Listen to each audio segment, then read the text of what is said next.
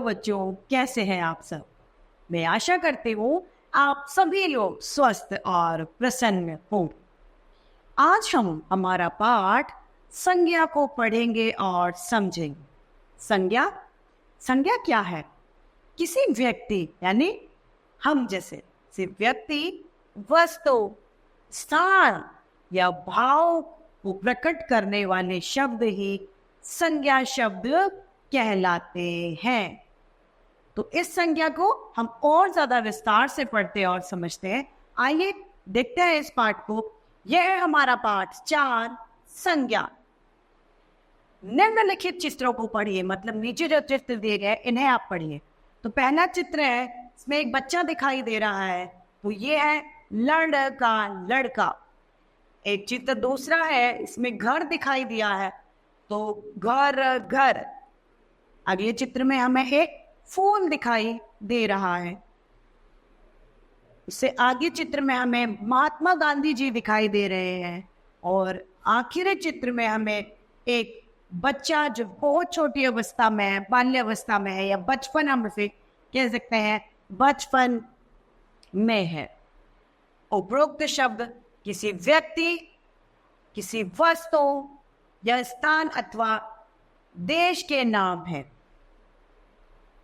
या दशा के नाम है। दशा क्या है? या बचपन इसकी एक दशा है, इसकी अवस्था है। व्याकरण में इनको ही संज्ञा कहा जाता है। संज्ञा का अर्थ है नाम। संज्ञा का अर्थ क्या है? नाम। संज्ञा की परिभाषा है किसी प्राणी, वस्तु, स्थान, जाति, दशा, अवस्था या भाव आदि का नाम बताने वाले शब्द ही संज्ञा शब्द कहलाते हैं। जिन शब्दों से हमें किसी व्यक्ति, वस्तु, स्थान का होने का बोध होता है, वे शब्द संज्ञा शब्द कहलाते हैं। संज्ञा के 5 भेद होते हैं। पहला व्यक्तिवाचक, दूसरा जातिवाचक, तीसरा भाववाचक, चौथा समूहवाचक और 5वां पदार्थवाचक संज्ञा। ये सभी संज्ञा के भेद होते हैं। पहला है व्यक्तिवाचक संज्ञा। जिन शब्दों से किसी व्यक्ति विशेष या प्राणी अथवा वस्तु या स्थान विशेष का नाम का बोध होता है, वे व्यक्तिवाचक संज्ञा कहलाते हैं। जैसे महात्मा गांधी, एपीजे अब्दुल कलाम, रानी, नीलिमा, अकबर, लाल किला, ये सभी व्यक्तिवाचक संज्ञा के उदाहरण। इसमें किसी एक विशेष के बारे में हमें जानकारी मिल रही है, एक विशेष के बारे में हम बात कर रहे हैं।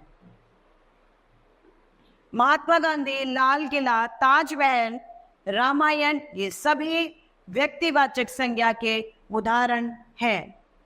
दूसरा है जातिवाचक संज्ञा।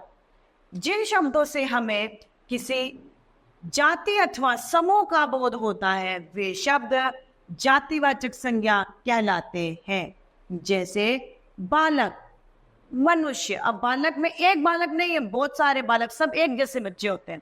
बालक, पेड़, पक्षी, नदी, गाय, मोर, ये सभी व्यक्तिवाचक संज्ञाओं में, जातिवाचक संज्ञाओं में आते हैं, क्योंकि ये किसी एक जाति विशेष का बोध हमें करा रहे हैं। मनुष्य, बालक, पेड़ और गाय इसके उदाहरण हैं। विशेष यहाँ पर यह है कि मनुष्य पूरी मानव जाति का बोधक है। किसका है? संपूर्ण मानव जाति का बोध करा रहा है मनुष्य, न कि एक मनुष्य का। इसी प्रकार पक्षी जाति, सभी पक्षियों की जाति जो सभी पक्षियों का बोध कराते हैं, चिड़ियों तथा का बोध करा रहे हैं, तो वे सभी यहाँ पर जातिवाचक संज्ञा के भेद में आते हैं। मनुष्य जाति की उपजातियों का नाम है लड़का, लड़की, पुरुष, महिला, छात्र, छात्रा, सभी। पक्षी जाति की जातियों के नाम है कौवा, मोर, कबूतर, तोता, बगुला, चील आदि। ये सभी इनकी जाति जो है उनको बता रहा है। तीसरा है पौधे। पौधे जाति की उपजातियों के नाम है गेहूं, गुड़हल, सरसों, गुलाब। ये सभी पौधे की जाति में आते हैं। चौथा है पशु। पशु जाति की उपजातियों के नाम है घोड़ा, गधा, गाय, बंदर, भैंस। ये सभी इसके उदाहरण है। तीसरा आता है भाववाचक संज्ञा। जिन शब्दों से हमें किसी भाव अथवा दशा या गुण का बोध होता है वे सभी भाववाचक संज्ञा कहलाते हैं। जैसे कि बचपन, बुढ़ापा, जवानी, दुख, ये सभी भाववाचक संज्ञा में आते हैं।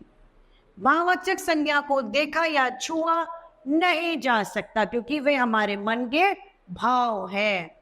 बुढ़ापा हमारा बचपन को हम नहीं छू सकते।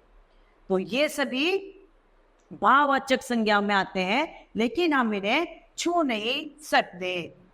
बचपन, बुढ़ापा, सुख और दुख, ये सभी भाववाचक संज्ञाओं में आते हैं। शब्द है भाववाचक संज्ञाओं की रचना।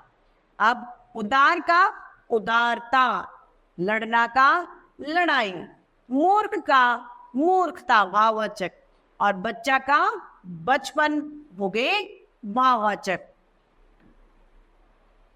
इसी तरीके से सुंदर का सुंदरता, चोर का चोरी, माता का मातृत्व, पराया का परायापन, हंसना हंसी, शिशु शैशव, डाकू का डकैती, सफेद का सफेदी, मीठा का मिठास, बुरा का बुराई, चलना का चाल और गरीब का गरीबी। ये सभी शब्द भाववाचक संज्ञा में इस तरीके से बदल जाते हैं। चौथा आता है समूहवाचक संज्ञा। जिन शब्दों में किसी समूह या समुदाय का बोध होता है वे समूहवाचक संज्ञा कहलाते हैं। जैसे कक्षा, भीड़, सेना, गुच्छा, टोली, ये सभी समूहवाचक हैं। वो एक अकेला नहीं है, वे सभी एक ग्रुप में हैं, एक झुंड में हैं, तो वह समूहवाचक संज्ञा कहलाती है। पांचवा पदार्थवाचक संज्ञा, मटेरियल नाउन। जिन शब्दों से किसी पदार्थ का बोध होता है उन्हें पदार्थवाचक संज्ञा कहते हैं। जैसे सोना, चांदी, दूध, लकड़ी इत्यादि। इसमें किसी भी पदार्थ का ही हमें पता चलता है, जैसे कि इसके नाम से ही पता चल रहा है। यहां पर हमने सीखा है कि संज्ञा के 5 भेद होते हैं: व्यक्तिवाचक, जातिवाचक, भाववाचक, समूहवाचक तथा पदार्थवाचक। संज्ञा किसे कहते हैं? किसी व्यक्ति, वस्तु, स्थान, भाव या अवस्था का बोध कराने वाले शब्द संज्ञा कहलाते हैं। तो इस तरीके से हमारा ये पाठ संज्ञा शब्द समाप्त होता है। मैं आशा करती हूँ आप सभी लोगों को यह पाठ भली भांति रूप से समझ में आया होगा। तो आज के लिए इतना ही, हम फिर मिलते हैं। धन्यवाद।